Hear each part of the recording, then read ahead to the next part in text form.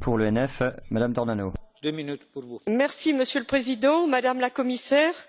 Après le désastre de Minamata ayant touché le Japon durant plusieurs décennies, il était temps de prendre en compte les méfaits de cette substance hautement toxique qu'est le mercure sur la santé et sur notre environnement.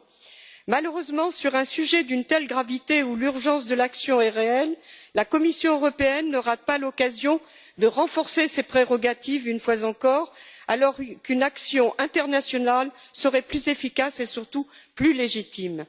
Bien sûr, je salue les dispositions relatives à la fin programmée des amalgames dentaires qui contiennent du mercure, notamment pour protéger davantage les enfants et les femmes enceintes.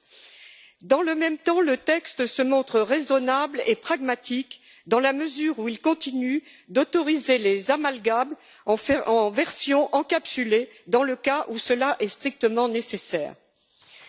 Concernant le transport du mercure et la gestion des déchets de mercure, la traçabilité est certes indispensable, mais là encore, elle devrait être prioritairement menée au plan international.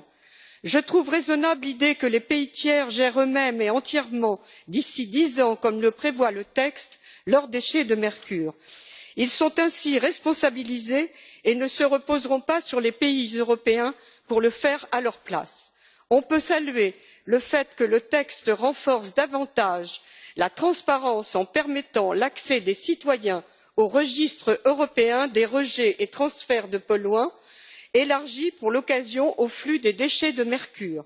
Pour finir, le texte encourage les parties à la convention de Minamata à créer un outil de suivi mondial de l'utilisation et du transport du mercure, ce qui apparaît comme étant le meilleur cadre d'action en termes d'efficacité sur un enjeu environnemental de cette importance. Je vous remercie.